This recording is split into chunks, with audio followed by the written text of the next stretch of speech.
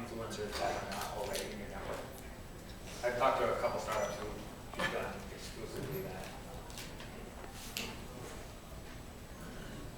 I guess the hard part, right, for core games is that at this point there is already a bunch of influencers, whether it's on Twitch or on Twitter, who have such a scale that it's mostly like paid engagement. So unless you want to engage with people who are below 10,000, everybody's going to say, well, what's my cut and how much am I getting? So we did some engagement, and we got people with 1 to 10,000 followers to tweet about the game and so on. But the results, if you have 10,000 followers, you make it like 15 style, 100 style. It's harder to track by nature, right? They don't directly post a tracking link. So that's, I think, in general, the challenge as soon as you go into unpaid programs. I think one thing to keep in mind on this kind of stuff too is, as a startup, as a more developed company, you should think about what's a systemic advantage and what's a one-time advantage. So let's say you're able to find, let's say someone who just has tons of Instagram followers, and they tell their followers about your game. Sure, that's going to provide a one-time boost, but is that going to provide a systemic advantage for your company? Whereas, let's say if you're able to lock that person in for a year where they're constantly only going to be talking about your game, that would be great. Or if, let's say, there's some other channel where you can build a captive audience. Let's say you hire a community manager, but instead of reaching out to these guys, you actually have them build a community around your game. That's something that, as a company, then you're the only one who can tap into this. Even though it might grow a little bit slower, once you build this to success, it's not like someone's going to be able to communicate with that community that you built. So I think thinking about whether you're looking for a one-term time boost or long-term sustainability is important. Now I just have two short examples of influencers I've seen work. This company called Mobley a few years ago, they were an Instagram competitor, and they basically had Leo DiCaprio and a few other celebrities, active investors in the companies, and then they used them as actual advertising for the game, without paying them on a cash basis. So that's one strategy of getting them invested and have equity and stake in your company. Another example is Uber, which pays like Diplo, like a famous DJ, on $400 of Uber credits a month. So he tweets a few times about Uber. Basically, that's more of a brand play. Like, he's associated with Uber, it's a cool brand. He doesn't care about the $400, but effectively it's like free marketing to them since the $400 is not material. So that kind of stuff is like a two-way street, and it's a win-win. That's great. I have two questions that come out of these comments for you guys. The first one is around community manager. I think that's an excellent point. For startups or mid-sized companies or whomever, where you have to grow the user base, I guess the social media following, how long does that take? And what's the scale you have to get to before it's a powerful growth channel for you guys? And that's relevant because should these guys invest in a community manager or multiple ones, and when? I think it's pretty important. Certainly it'll depend on the scale of your company and the type of game you're building. If you're building a hardcore, mid-core game where there's going to be a lot of interaction either within the user base or the user base, they're going to have questions, then it's critical that you have that community manager so that you can interact with the user base. As you're bug testing, you can bounce ideas off of them, and they have a forum where they can engage with each other and with you. For a more casual game, you can probably wait till a little bit later. Like, I don't know how much a community manager would have helped for Fabien. But that said, for Road Riot, our biggest game, at this point, we actually have there's a product on Tango itself called Channels, which is basically like a one-to-many communication channel. And we have 1 million subscribers to the Road Riot channel. And this is basically a community forum for developers to talk to the user base. If you can build something like that, and granted it's going to take some scale and ideally you have some platform behind it, then whenever we release a new game or whenever that developer releases a new game, they have a captive audience base of 1 million players to message out to. Well, I mean, it's a great question. I'm right in the middle of the process, so we were like, do we open a headcount, full-time or not? And I think right now what we're going to go for is actually a part-time headcount, right? You could have somebody for 20 hours a week, for example, who could work remotely, so you don't need to find necessarily somebody in San Francisco, it's so competitive. And I think the mix that I would recommend for a startup is you could have the same person doing your community management, Twitter some outreach of influencer, as well as your consumer support, you know, if you have Zendesk or any system like that. We were starting to get like 20, 30 tickets a day. If you add to that everybody that you could reply to on Google Play when they're not happy, or maybe when they're happy, plus the fact that people are using Twitter and Facebook as support channels, I think it makes a lot of sense to merge the two functions. In this way, you know, the person could give like qualitative feedback to your product group and engineers, not just based on positive feedback, but as well like all the issues users are encountering. So this person becomes really instrumental, not just to send messages out to the community or reach out, but as well to send you know, product feedback inside your company and be really the user advocate in a way. All right, so follow-up question for you guys.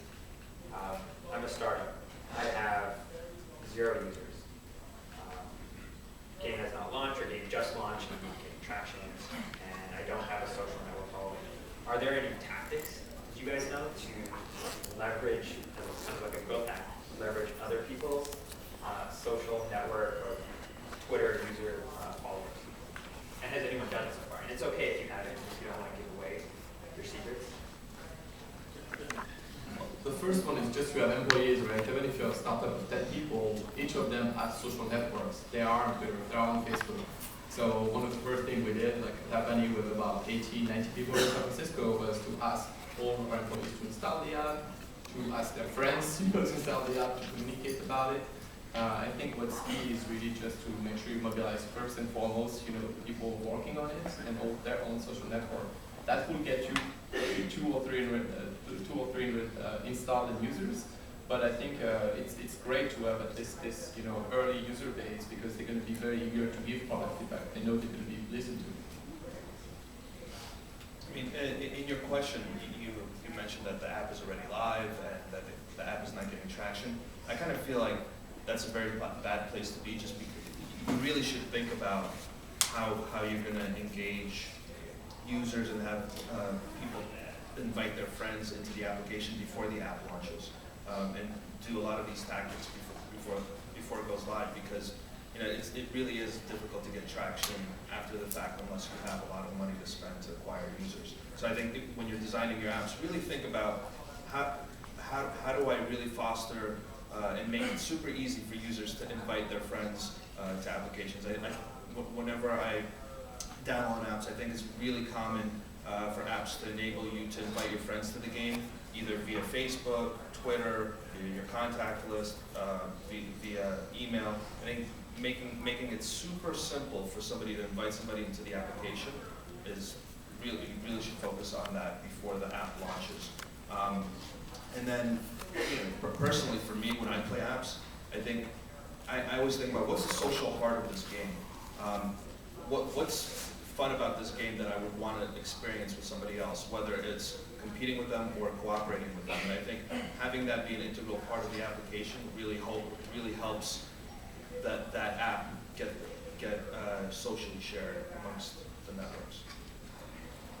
Yeah, and I mean, I would also dive into a network, a platform to start out with. So for example, you're launching a game, just launch on Android first. Because Android, you know, you can iterate faster, can make mistakes, and it's not your big bet in terms of audience size compared to iOS. So, you know, a lot of people do geo testing and so forth, but I would focus on like starting with Android. That's a smaller market, making your mistakes there, learning from them, and then applying that to the broader launch. Yeah, I'd say for any game, if you've launched it and it hasn't gained traction, to some degree it may already be too late. There's very few games nowadays where they'll launch, nothing happens, and then 6 months or 3 months or 9 months later, all of a sudden it pops up. You really need to be thinking about this kind of stuff before the game even launches. If you're, as a developer, you're spending 6 months, 9 months, 12 months working on a game, during that time, with business folks, the CEO, they should be out there thinking of, all right, what is my launch plan going to be for this game? Am I going to work with platforms, Apple, Google, do I have a connection there? Is there some platform I can jump on? Am I going to be able to raise some capital to fund that initial beta marketing? You want to have that plan in place by the time you launch, because at the end of the day, you do have that game team you need to support. And if the game launches and it's not gaining traction, people both on the team, whether it's early investors, you're going to start losing interest. You you want to have that plan in place at launch. All right, that makes sense. The next question for you guys is around tracking. And I think someone mentioned it along the way. So we all come from the world of, we've done direct marketing. And direct marketing at its core is being able to track users by cohort, who came from where, how do they monetize, and how much does it cost to actually get those users. Organic acquisition is almost the opposite. And often leads to, or the benefit upside that we've seen is increasing word of mouth. How do you guys go about tracking, measuring, and just analyzing the ROI of anything from organic acquisition? So I think tracking organics is one of the huge dilemmas that you have, because certainly, as you mentioned, all the direct channels you can track that we're paying for, how much revenue they generate, what the retention is, so forth. Whereas on the organic side, there's the two main organic chunks that people generally talk about are your chart position organics. So if you're, let's say, top 5 in free or top 5 in grossing, there's organics that come off of that. Right? Related to that kind of is word of mouth, and then there's virality. So if your game has invites, it has gifting, there's going to be organics that come off of that. But from the developer, from the publisher's perspective, you can't attribute where these organics are coming from. And so there's some things that you can do. Let's say if it's chart position, you can look at the number of installs before, you can look at the number of installs after, and maybe attribute a certain percentage of those to your chart position. But to date, we haven't figured out how to differentiate between these organics. If anyone knows, chime in. I think to your point, again, for things like events, my way to justify to my CFO why we're spending 50K, 100K on events was getting people to pre-register, give me an email, so at least I was like, okay, we've got 10,000 emails, right? That's worth this amount of money based on what we know of the pre-registered user. But that was a challenge. So I think the only real measurement, I guess, so far we have figured was really the organic to paid user ratio. So if your app usually is getting 1 organic for every paid users, right, you're acquiring, and you have a specific, let's say, influencer outreach initiative that's going live, what you could do is see if this ratio is moving. Suddenly you're getting 2 or 3 organic during the week where people are sharing, you may know that there is a positive impact and do the delta between your usual organic to paid user ratio and this new one, and attribute that to a specific initiative. But that supposes that you're very disciplined on only launching one specific tactic at one time, which is often a challenge if you have like investors and your execs who are like more and need more users, you tend to fire out all cylinders at once. So that will be my only recommendation, is look at your organic to paid user ratio and see if there is something there that's moving up or not. All right, so you have taken all these guys' advice, starting from 0 or from a small user base. Now you've grown a user base, whether it's you have a game portfolio and a bunch of apps, or you just have multiple utility apps, or you're going to launch a new one. One thing you can look at is cross-promotion as a driver of growth and downloads. Have you guys done that so far? Have you guys invested? Who's done a good job at it? I'm looking at one person in particular. At DNA, we built out a pretty robust cross-promotion system. It was both, you could see it if you clicked on a more games or more games link or an ngmoco icon at the bottom left corner of the game. But more importantly, we used cross-promotion on Android to incentivize users to download apps that we were really pushing. And really, the effectiveness there was we were able to add an influx of users into a game and help scale it up when it launches. And really, you would only want to do this if the game that you're cross-promoting users into has demonstrated KPIs that show that application will monetize or perform better than the application that you're sending them from. And as you guys know, incentivized installs don't necessarily yield high-quality users. So the lifetime value of these users that you're bringing into the application might not necessarily be high, but it is an effective way of getting users into an application that you're trying to push. Yeah, and I would add to that, once you have an effective cross-promotion, then account, you're basically increasing your network LTV, and thus you can spend more on per user basis for the more profitable apps, while attributing that delta, an additional delta to the less profitable apps. So if you have cross promotion working for you, it can really help your paid user acquisition as well. So it's a really unique and strong strategy that more people should leverage. And to clarify for anyone who isn't familiar with the term network LTV, LTV is lifetime value of a user, and if you send him to one game, he has a certain lifetime value. If you send him to multiple games, he has a cumulative lifetime value from his lifetime value in each of the independent games. And the thing I wanted to continue talking about was the cross-promo and incentivized cross-promo or other channels. You mentioned you have more game. What's been the most effective, or if you guys were to invest in incorporating into their UI or just into their app some one specific cross-promo tool, what would it be? So I'd say, unless you have a portfolio of games, don't even bother with cross-promo. Because the only point of cross-promo is if you have existing users in an existing game that you're going to drive to a new game. If this is your first game, if this is your second game, and the first game wasn't a huge success, don't even bother with the cross-promo, either UI or functionality. Focus on the game, focus on other ways to generate organics. Where cross-promo comes into play is when you're like DNA, when you're like Blue, when you're like Tango, and you have this huge user base that you can leverage to push to new games, whether it's because those users are relevant to the new game or because it's just for charting purposes. So for example, at Tango, we actually leverage Chart Boost. It's a platform where you can both cross-promote users and monetize those players through ads. We use that both within the games and something within the app itself. Yeah, totally agree with you, Jim. It doesn't necessarily make sense to build a cross-promotion system if you only have one app in the marketplace or you're really trying to focus on one app. One other thing that we were able to utilize, so we took the cross-promotion system and we actually were able to utilize that for our re-engagement efforts as well.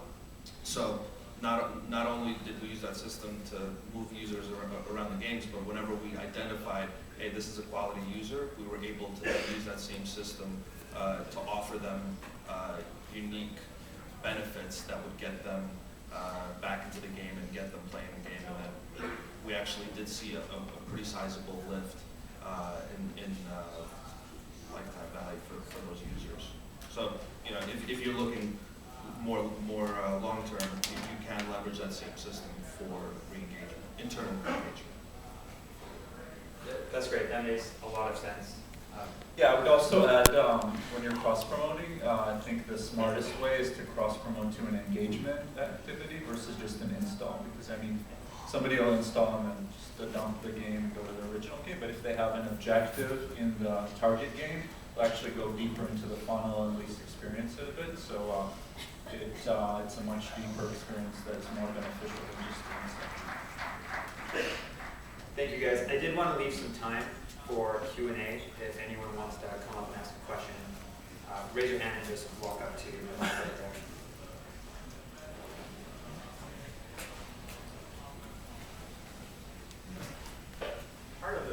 Part of the growth is keep your existing user base engaged.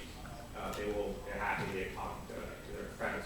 I wonder how you track the current user engagement, what metrics you track, and what are the targets and what are some activities you use to engage the current user base more? Is there a threshold where you can tell if they follow their social trust or not? I think a great question in terms of the metrics used to track the user engagement. I think the key metrics I'm looking at to evaluate, for example, a game, an app, or anything is really the engagement on a daily basis, right? The average number of minutes a user spends a day in your app. I know for core games, right, if you're not at least around 45-50 minutes a day, you might be in trouble because that means people are not engaging enough and often during the day they're on their phone or long enough on their tablet to potentially monetize. So that would be one of the key metrics. The other one is really, I'm looking a lot at the day 30 and day 90 retention, just because those are the hardest one to fix, right? You could fix a tutorial funnel that's efficient, but it's really hard to fix whether your game is actually compelling enough, for example, to keep people engaged for 30 or 90 days. Same thing for an app. So that's going to be probably the 3 metrics I'm going to be looking at when I evaluate, if an app has a future or not. Yeah, I would agree. The most critical number for any game when I'm looking at it, where a game that's already launched, is my day 30 retention. And if your day 30 retention is at 10% or above, you're probably in a pretty strong place. And games that are retaining users, you can then have the team work on potentially monetizing them, even if they don't monetize out of the gate. If your game is retaining at around 2 or 3%, or 4 or 5%, and it's not a super hardcore game, day 30, it's going to be very challenging to grow that game and monetize that game over long term, because think about it, any users that you're throwing in at the top of the funnel, they're just churning out at the bottom. So to a large degree, as a developer, focus on retention, particularly long-term, day 30, day 90 retention first. I would also add to that, payer retention is really critical. I mean, if you're keeping only your free users but not retaining the payers, then you don't really have a business, so that's really important.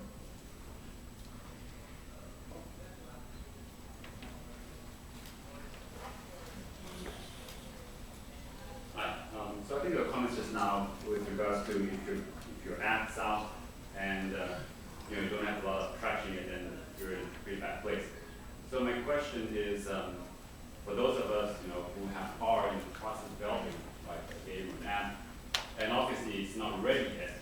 So besides the going down the path of offering beta licenses and such, what are other creative ways of getting potential future users to be engaged without actually having the product ready yet? Talk to a publisher. So there's lots of game publishers out there, whether it's Blue, Greek, Fabien, DNA, Tango. That's fundamentally the business that they're in. Right? They have distribution model, they have marketing budget, they have marketing capability. That's what they're set up for. Now, of course, as a developer, you are going to have to be giving up either rev share, potentially rights to the game, depending on the model that the publisher works on. But if you don't have a plan to launch your game, whether, again, it's a relationship with the platform or marketing dollars, you need to figure out something to get your game out there. Because let's say you spent these months building this game.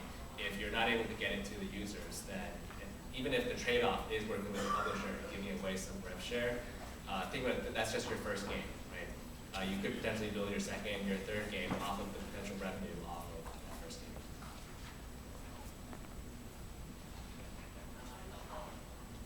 Anyone else?